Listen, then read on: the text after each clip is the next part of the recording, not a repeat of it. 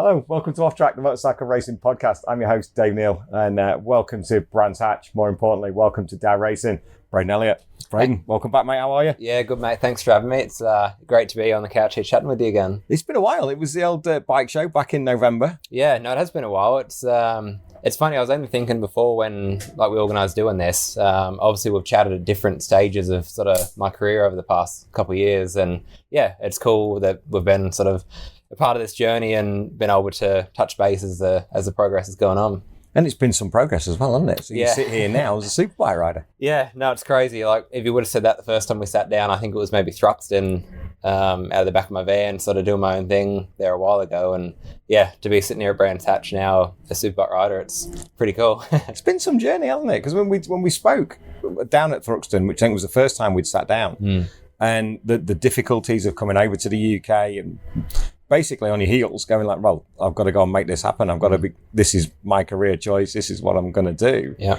Yourself and Eliza coming across and like, right, this is what we're going to do. Let's see how we get on. Yeah, no, it's crazy. And I think I've said in the past, it's not until you really sit down afterwards and talk about it or think about it that you go like, wow, I can't believe we did that. And some of the stuff that's happened over the time that we've been in England, it's like, yeah, I don't know. At the time, it didn't seem crazy or it didn't seem like some sort of a wild thing. But looking back on it, it's like, geez, we had to tough it out through some hard times. And yeah, I'm glad we did because I think it's made us better people for it, even away from the track, just for life experience. And yeah, it's definitely made us, I think, a lot stronger people than what we would have been if we stayed at home and never did this. Talking about life experience and things like that off the track, and you've been nearly everywhere with the team this year. We saw you at the Northwest. Yeah. You're at the TT.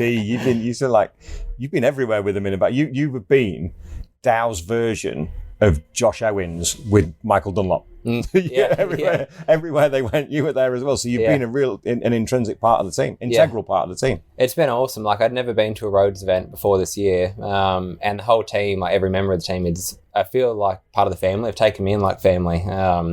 And yeah, trips to the Isle of Man just to see someone in Clarissa and be at the house, and just going to the workshop to see the guys or go motocross with them away from the track or whatever. Like, it's been really cool, and being able to be a part of the team throughout the roads this year. It was a bit of an eye-opener, and being involved with sort of seeing Dean do that, and yeah, being his teammate for this season has been pretty cool. Like, it was an eye-opener. And yeah, credit to all the guys that do the roads. I don't think it's for me. So yeah, it was awesome to see. That was going to be my next question. I think as far as a short circuit rider goes, the Northwest is probably achievable.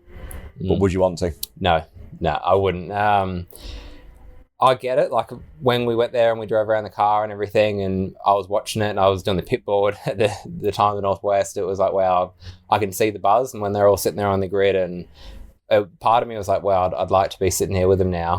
But yeah, the mass start and seeing the race go on, like, and obviously there was a few red flags, and sort of sitting there, the unknown of knowing what was going on, that was like, nah, this is not for me. From the Northwest point of view, that's normal. It has a sombering effect on the paddock at the Northwest. Yeah. But not as sombering as it does at the TT, in my opinion. Yeah. In my experience. And then when it happens at the TT and you've experienced that as well, you suddenly sit there and you go, fuck. Yeah. Here, the red flag, it's an oil spill or it's fluid down, something like that. Yeah. The difference between the two. Yeah. The emotions are incredible. You've obviously experienced that this year, and that's something new for you. Yeah, big time. And I've never really been on the other side of the fence. Like, I'm sure even at BSB, a red flag situation, like for Eliza or my parents or whoever, like whoever you connected with that might be involved in that red flag, it's a stressful situation. But especially at BSB, you know what's going on. Like, there might be an unknown for a little bit, but you know why it's red flagged, kind of what's going on. But there, when there's like half an hour goes by and you still don't know even who was involved in it, it's like, geez, this is pretty nerve-wracking. It's a stressful time. Yeah. But then the racing, the TT for me is a phenomenal event, and the Northwest is fantastic. There's still one of the funniest things at the Northwest was you coming out the anchor bar going, where is everybody? They've left me behind. I'm pretty sure the sun was coming up at this point. I don't know where they've gone. They've left me. And also, if I remember right, weren't you due to go home Yeah, I might have missed a flight. You might have conveniently missed the flight. Might have done. I'm having such a good time. Yeah, it ended up getting me there for the whole event though. So, yeah. Just think it's team experience, team bonding. You know, like some of these corporate companies, they go away and you have to build a raft to cross a river and stuff like that. You just go out and get smashed at the Northwest. Yeah. Sorry, you go out and help the team at the Northwest. That's what I was going to say. Sorry. I think that's what's so cool about it. Like the guys that are competing in it, like obviously they go out there and do a great job during the day. And it's not as if they all went out and got hammered over night time, but you're standing there with them having a drink of a night time, having a meal, and it's quite relaxed. Where obviously BSB here at Brayden Elliottt on Sunday night will kind of come together and relax, but up until this one sort of night at the end of the season, you don't really tend to mingle that much with each other, or it's not as if you all sit down and have a beer on a Friday night or something. So not like the old days. Yeah, so that was pretty cool because the roads, it seemed like everyone was back in time a bit, where you're competing against your mates, you had a drink, and like, yeah, it was just chilled out. Perfect racing, that for me. Yeah, exactly. None of this shenanigans that's going on at the minute in British Superbike Championship. We'll come to that in a bit. Yeah. Tell me about the story of the season, Brayden. Started off on the Stock 1000, ended up on the Superbike. Tell us the story. It's been a wild old ride. So start of the season, we went to Spain and did a pretty serious stint at pre-season testing, which was awesome. I think we're out there for like nearly 3 weeks, the whole team. And that was like the first proper bonding with everyone. It was first time meeting some of the mechanics and everything. So yeah, when we started there, I realised fairly quickly that I was going to have to adapt myself to suit the Kawasaki, to suit the Motec that we're running. And yeah, I wouldn't say I was massively concerned, but I thought this is maybe going to be harder than what I expected. But everything else around me was like a dream come true. It was just I needed to really adapt myself to the bike. And yeah, going into the season, Silverstone round 1, to be honest, wasn't great at all. Like, considering I went there the year before and had a podium, I went there with high expectations and just really struggled. Just didn't feel comfortable, had a few problems. We ended up finishing the weekend stronger, and that was kind of the story for the first few rounds. We struggled initially. By the end of the weekend, we were starting scraping in the top 10 and getting back to being somewhat competitive. Probably from round 3 onwards, I think it was like a bit of a turning point. It was like, right, I feel more comfortable with the Motec. We're starting to get more of a direction with engine braking, with chassis and things like that. And yeah, from that point, I felt more comfortable and things started to come together. And I think I was able to show the team and everyone around me like flashes of the reason I was in the team in the first place. And yeah, it was nice to have, I wouldn't say success, but we made solid progress. I'd like to think that what I was able to do on the stock bike helped their roads campaign as well, especially obviously with Dean riding the stock bike at all the roads events. I think that would have hopefully helped them. And things were progressing really well. And obviously then I got the call up for this, and yeah, now I'm sitting there as a Superbike rider. I wasn't expecting it, to be honest. Like, obviously that was my ambition part of the reason I wanted to join the team was I had a Superbike, and it was just awesome to see that progress, that maybe one day that could be me if everything went well. But I didn't expect it to happen this season. It's circumstances. Exactly, yeah. And you've got to be there or thereabouts to be able to take advantage of that, and the team have seen enough in you to put you on the bike for the last 3 rounds. Definitely. Which is credit to you for what you did on the Stocker. Yeah, no, thanks, mate. It's like I think off the track, like I say, it feels like a family. Everyone's got on so well. I genuinely enjoy coming to the racetrack for seeing everyone. Like, that's a big part of loving being here, is just because I like hanging out in the garage and being a part of it. I think obviously the team enjoy that, and like you say, they've been able to see flashes of what I can do on the bike. So to, I guess, earn the ride on the Superbike was something I'm really thankful for, because I know opportunities like this are pretty rare. So really thankful for the opportunity. Tell me about what's gone on for the last 2 rounds, getting used to the Superbike, adapting, being out there on the grid with so much experience, and going about your daily duties. It's been eye-opening. To be honest, I nearly compared it back to when I first got on the stock bike in Spain. When I first got on the bike, it didn't feel like my bike. I didn't feel comfortable on it.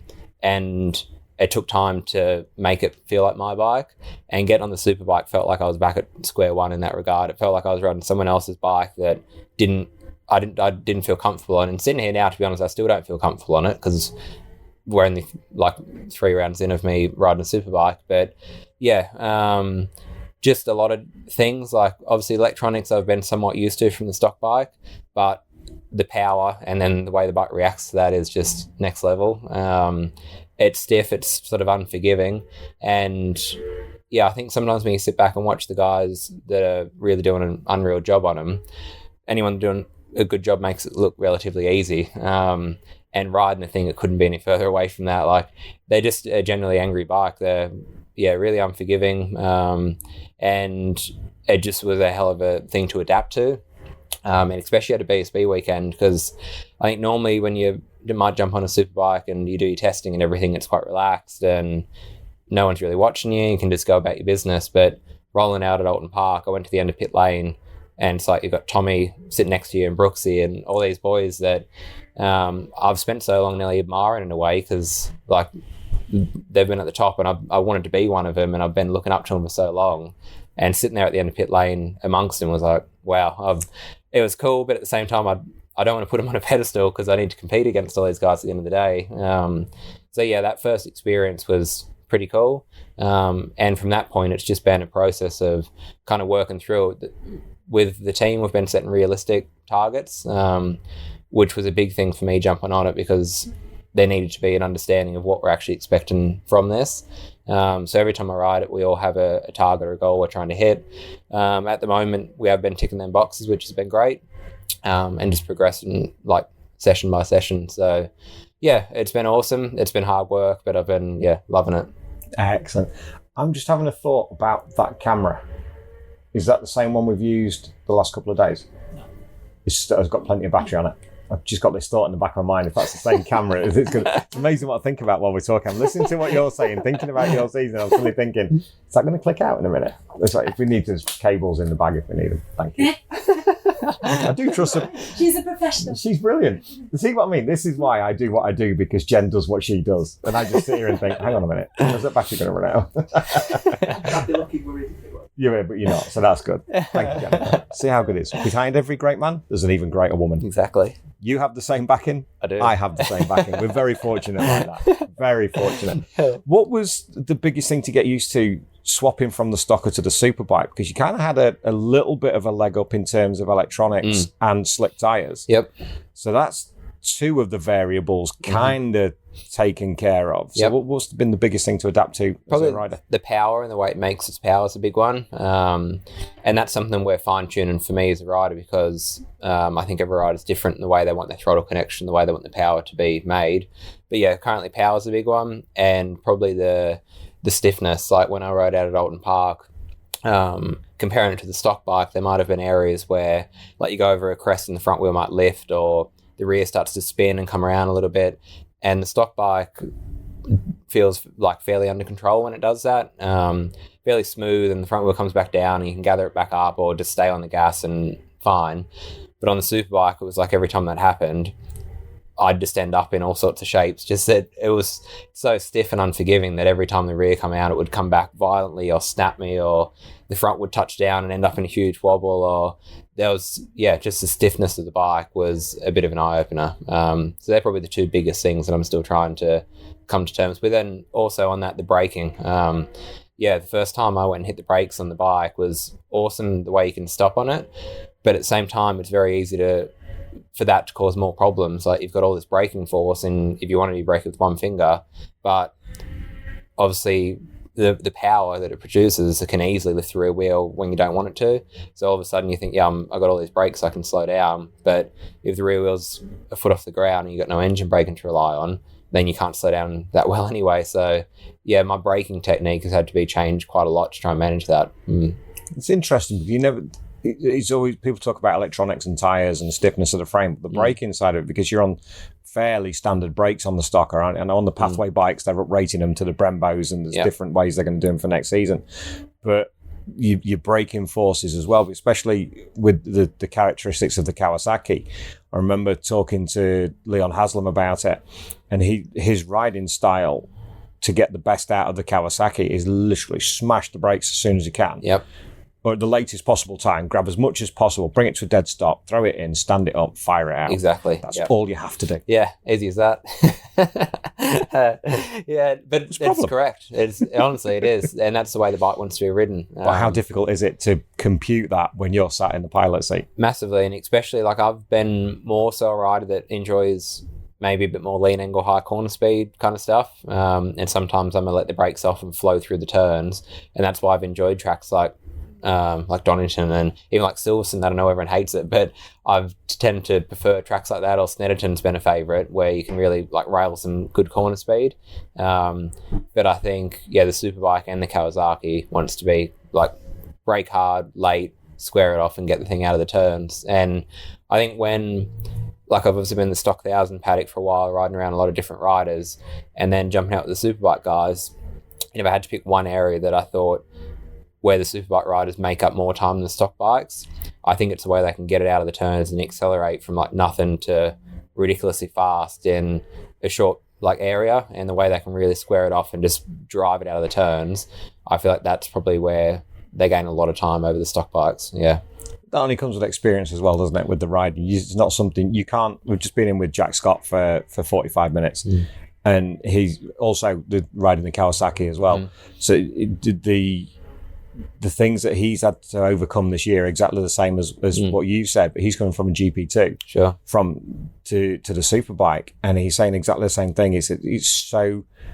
It's not unnerving or demoralizing, but you just suddenly realize what you have to do when you see the experience go past. Definitely. And the only way to get that experience, because there's no private testing, you can't really take it out to Anglesey or something like that, have a day, you throw a load of tires at it and get yourself comfortable.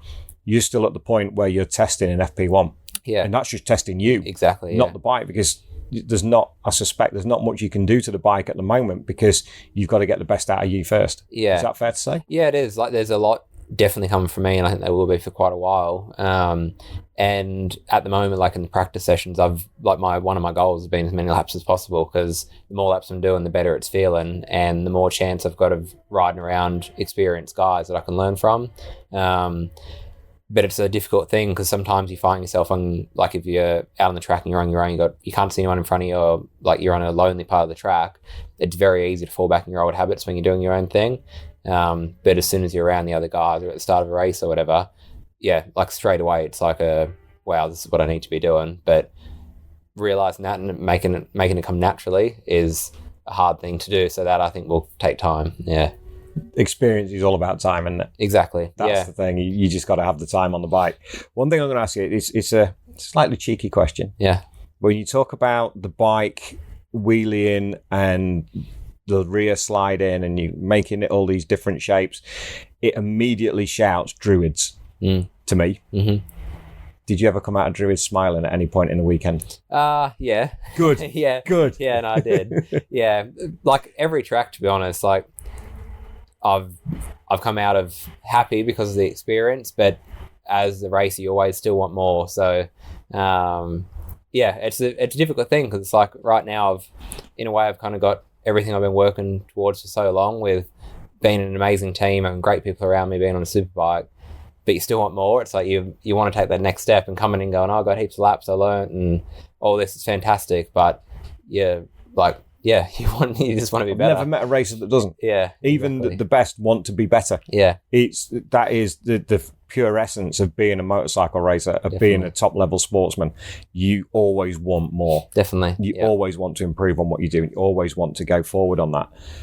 Tell me about this year health wise, because it's been a tricky old year on that front, especially sort of springtime, early summer. Yeah. No, tell me what went on earlier this year. Yeah. So it's something, I know we chatted off camera that I've not announced anything to anyone. So it's, I guess, the first time I'm really getting it out. But so last year I was feeling quite unwell, probably from like the midpoint of the season. I was having issues, just feeling generally sick. I kind of made my way through a race weekend okay, went to the doctors, couldn't find anything, all the rest of it. And then last probably 3 rounds last year, I was just feeling rubbish most of the time. Found it difficult to train and just do the stuff that I do every day. And then it was actually Brands last year was a turning point, because finished the year great, everyone had a big after party. And to be honest, I woke up the next day and thought, Christ, I've got a hangover from hell. And I thought I didn't actually drink that much to have this bad of a hangover, but I just feel ill. Got home and it was like, this thing's getting worse. Like, this must be a bad hangover. And next day, worse again. I was like, geez, I'm like stuck in bed sick kind of thing. And then on the days that followed, I might have a good day, not do anything physical, like just go for a walk. And it was like, it nailed me. I'm back in bed sick again, feeling like I'm going to pass out. I'd passed out a few times. Went to the doctors here, couldn't really find much. I wouldn't say no one was panicked, but it wasn't really a massive priority. Come back in 3 months if you still feel the same kind of thing. And then, went back to Oz for Christmas and again, felt horrible. So mum and dad organised me doctor's appointments in the local doctors there. And like I live in a small country town, like not many people, like a few thousand people live there. And to be honest, I wasn't even going to take the doctor's appointment because I thought, no, like disrespect to everyone in the town, but we've got a small hospital, small facilities. If they can't find it and great stuff in England, we probably ain't going to find it here. Went and got some blood tests and everything. And I think I was going with my mate somewhere and phone call rang. It was like, how far are you from Wagga, which is the nearest hospital, like the nearest big hospital? It's like, I'm an hour away. It's like, get there instantly. Sorry, but you've got type 1 diabetes and you need to be in hospital right now. It's like, geez. So went straight to the hospital and within like minutes of being there, it was like they were pumping me full of insulin before. And it was, to be honest, it was quite scary because I didn't even know what type 1 diabetes was. Like, I didn't really understand it. And before I could even go like, what he injected me with, what's happened, it was just like, we're going to do this now and we're going to talk about this later. It was probably, I'd say the week before Christmas or a few days before Christmas. This is like in the thick of it. And then was in and out of hospital constantly the whole time I was in Oz. Ill and just trying to work out how much insulin to have, what even to do, like diet changes, lifestyle changes. And then obviously everything was set up for this like dream year. It's the first time I've sort of been in this position of everything I've ever wanted. And I thought my season could be up in smoke here because, I don't know what's going to happen.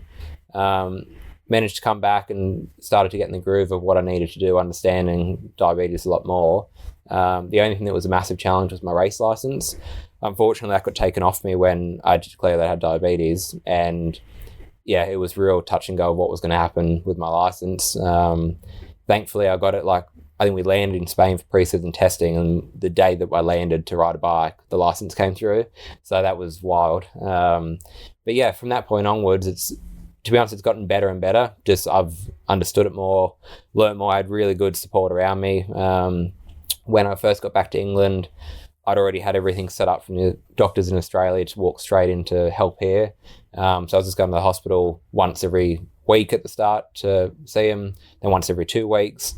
Now it's a phone call once every month, and then it'll just keep getting longer and longer the better things get. But obviously it's something I've got to live with the rest of my life, but currently completely manageable. It's just been another sort of hurdle, but I feel like I've definitely come through the other side now to just learn that it is what it is. And it's not really, currently it's not a negative, it's just something that's there. I think it's important to tell the story because it's something that you weren't expecting and something that could have had the biggest negative effect on your career in terms of that's you done for something you had no control over. Yeah. Like when it all happened, I was definitely worried. And my time home, as good as it was to be back in Oz and be there with everyone, it was, I wouldn't say it was miserable, but it was like I was there for a few days, and then just before Christmas, you get told this is what it is, you're in hospital. And then like Christmas Day, it's like, well, I don't even know what I can eat, I can't eat, what to do. And because I didn't understand it, I literally spent like 99% of the time at home in my bedroom on the computer with all these books the doctors have given me to learn about it. And then just appointment after appointment and blood tests every single day.